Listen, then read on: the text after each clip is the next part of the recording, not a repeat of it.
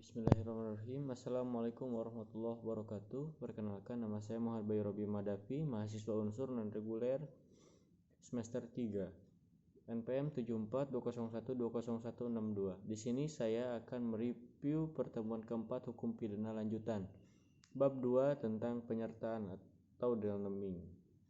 Bentuk 3 turut serta atau turut serta melakukan atau medal pleasure. KUHP tidak memberikan definisi, tetapi MVT memberikan pengertian bahwa orang yang turut serta melakukan medal pleasure ialah orang yang dengan sengaja turut berbaut atau turut mengerjakan terjadinya sesuatu. Syarat-syarat turut serta melakukan atau medal pleasure adalah ada kerjasama secara sadar.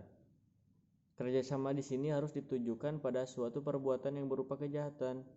Contoh, Bapak Ibu mengetahui suatu kejahatan tetapi tidak melaporkannya, dan apabila suatu hari kejahatan tersebut terbongkar, maka Bapak atau Ibu bisa terlibat dalam tindak pidana tersebut. Ada kerjasama secara fisik. Kerjasama di sini merupakan suatu delik yang ditujukan pada suatu akibat, yaitu adanya perbuatan yang berupa kejahatan, dan perbuatan tersebut diatur dalam undang-undang.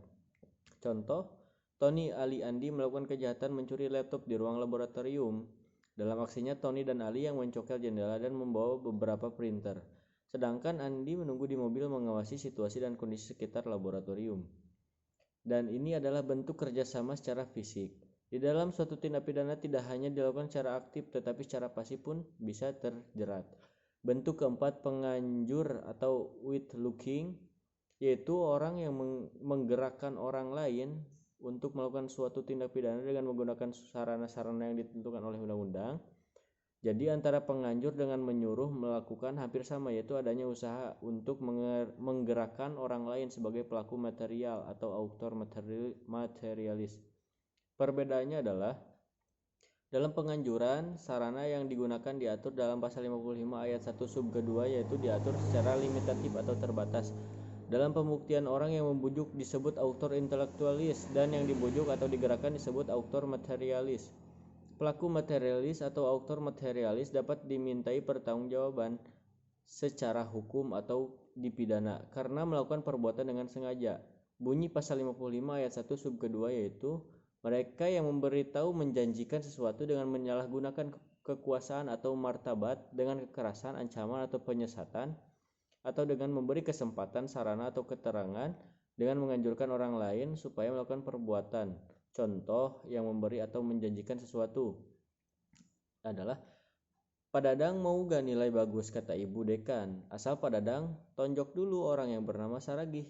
Di sini Ibu Dekan menjanjikan sesuatu, yaitu nilai bagus. Ini masuknya memberi atau menjanjikan sesuatu bersifat immaterial, yaitu yang bersifat material dan imaterial. Jumlah yang ada di pasal 55 ayat 1 sub kedua bersifat limitatif atau terbatas. Perbuatan di luar pasal 55 ayat 1 sub kedua tidak bisa ditindak pidana. Maksud dari pasal 55 ayat 1 sub kedua adalah: 1. Untuk kepastian hukum, 2. Untuk pedoman bagi hakim dalam pembuktian terhadap pengaturan daya upaya secara limitatif. Ini ada kritik dari Hezwinkel Suringa yang mengatakan, jika daya upaya tidak dibatasi, maka orang yang cerdik pandai dapat memakai daya upaya lain di luar KUHP atau di luar yang diatur oleh pasal 55 ayat 1 sub kedua. Misalnya, ratap tangis, cerita-cerita keberhasilan dan lain-lain. Contoh, Pak Saragih bercerita kepada Ibu Nopita tentang keberhasilan saudaranya di Jampang, dan di sana ada orang pintar yang bisa membantu menggandakan uang dari uang 100 juta menjadi 1 miliar. Daripada capek-capek kerja, tentu saja supaya Ibu Nopita tertarik. Dalam hal ini Pak Saragih menggerakkan Ibu Nopita supaya tertarik sama ceritanya. Adapun daya upaya yang berupa paksaan, ancaman, dan penyesatan dapat masuk ke dalam bentuk menyuruh, dan juga menggerakkan. Dasar ukurannya adalah apabila dorongan atau paksaan atau ancaman itu sangat kuat, maka itu adalah menyuruh. Tetapi apabila tidak begitu kuat, maka masuk dalam menggerakkan. Contoh daya upaya menyuruh, Yeni adalah seorang kasir bank. Suatu waktu di banknya kedatangan perampok, dan si perampok tersebut mendorongkan pistol ke kepala Yeni supaya membuka berangkas kasir dan mengambil uangnya. Yang ada di dalam berangkas tersebut tentu saja di bawah ancaman senjata api pistol. Yani tidak bisa berkutik dan melawan sehingga memberikan isi uang yang ada di dalam berangkas tersebut. Nah, di sini Yani sebagai petugas kasir tidak dapat dimintai pertanggungjawaban pidana karena adanya daya upaya dorongan atau paksaan atau ancaman yang sangat kuat. Maka ini termasuk menyuruh dikarenakan Yani tidak mempunyai kehendak karena ancaman sangat kuat. Jenis dorongan atau paksaan atau ancaman yang sangat kuat itu harus yang bersifat layak dan umum. Di dalam Undang-Undang Tindak Pidana Khusus Korupsi menyamakan kedudukan pelaku dan pembantu dalam suatu kejahatan korupsi. Mungkin itu saja yang dapat saya sampaikan. Sekian review pertemuan keempat hukum pidana lanjutan yang dapat saya sampaikan. Wassalamualaikum warahmatullahi wabarakatuh.